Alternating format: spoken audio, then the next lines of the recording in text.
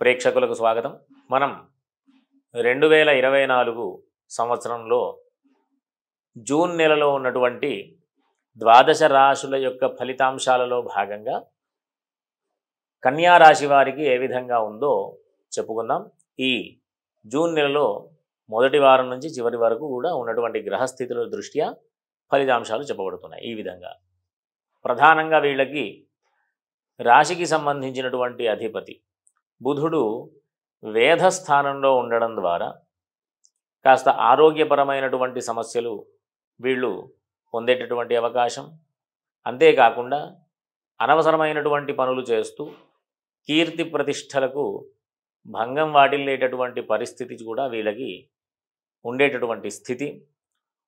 ధర్మాచరణలో ఉన్నటువంటి పరిస్థితుల్లో కూడా కాస్త ఒడుదుడుకులు, అంటే అన్యాయంగా వీళ్ళు అనవసరమైనటువంటి ప్రయత్నాలు చేస్తూ అన్యాయంగా జీవనాన్ని గడపకుండా ఉండాలి అనేటటువంటి సూచన చేయడం అన్నమాట. కాబట్టి అంతేకాకుండా ఈ రాశి వారికి, అంటే కన్యా రాశి వారికి ఈ నెలలో 14వ తేదీ వరకు కూడా వృత్తి వ్యాపార ఉద్యోగాల విషయాలలో అనుకూలమైనటువంటి స్థితి, మంచి వాటికి సంబంధించినటువంటి లాభదాయకమైనటువంటి పరిస్థితి.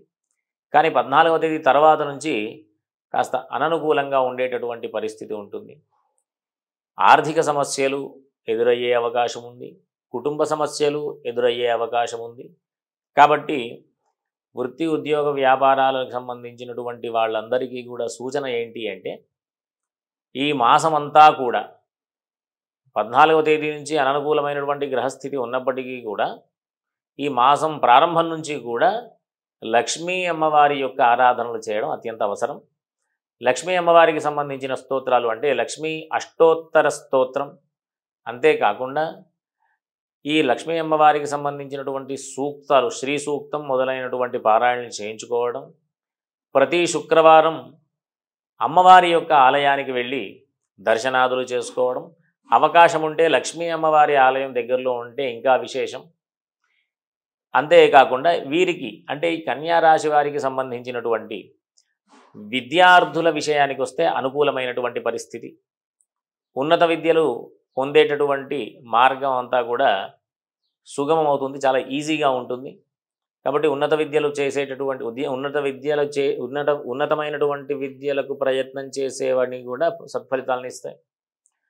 అంతేకాకుండా ఉన్నత విద్యలకు సంబంధించినటువంటి పరీక్షలు ఏవైతే రాసుంటారో వాళ్ళందరికీ కూడా అనుకూలమైనటువంటి ఫలితాలు మనం చూసేటటువంటి అవకాశం ఉంటుంది. కాబట్టి అందరూ కూడా ప్రధానంగా వీళ్ళకి చేసేటటువంటి ప్రతి పనిలో కూడా అనుకూలమైనటువంటి స్థితి ఉంటుంది. శత్రువులు కూడా మిత్రులుగా మారేటటువంటి పరిస్థితి, రోగాలు రుణాలు వాటికి సంబంధించినటువంటి ఇబ్బందులను అన్నింటి నుంచి కూడా అధిగమించేటటువంటి అవకాశం ఉంటుంది.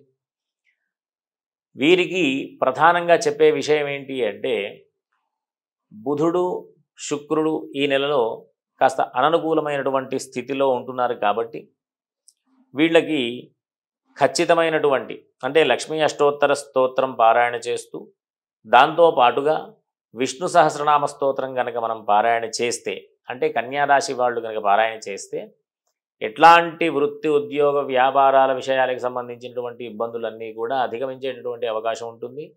అంతేకాకుండా ప్రధానంగా కుటుంబపరమైనటువంటి సమస్యల నుంచి అధిగమించేటటువంటి అవకాశం కూడా ఉంటుంది.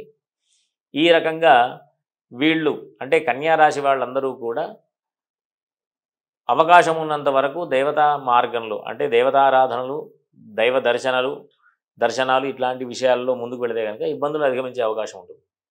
ఉన్నటువంటి గ్రహస్థితులు, అనుకూలమైనటువంటి గ్రహస్థితులు ఉన్నాయి, కాస్త అననుకూలమైనటువంటి స్థితులు ఉన్నాయి. అంటే మిశ్రమమైనటువంటి ఫలితాలు ఈ మాసమంతా కూడా వీళ్ళు పొందేటటువంటి అవకాశం ఉంటుంది. కాబట్టి వీళ్ళందరూ కూడా చక్కగా ఈశ్వరారాధన చేస్తూ, విద్యార్థులు ఈశ్వరారాధన చేయడం, వృత్తి ఉద్యోగ వ్యాపారాల విషయాలలో ఉన్నటువంటి వాళ్ళందరూ కూడా విష్ణు సహస్రనామ స్తోత్ర పారాయణ, అంతేకాకుండా లక్ష్మీ అష్టోత్తర స్తోత్రం పారాయణ చేస్తూ ఉండడం ద్వారా చక్కటి సుఖమైనటువంటి జీవనాన్ని పొందుతూ ఉండాలని ఆశీర్వదిస్తూ స్వస్తి.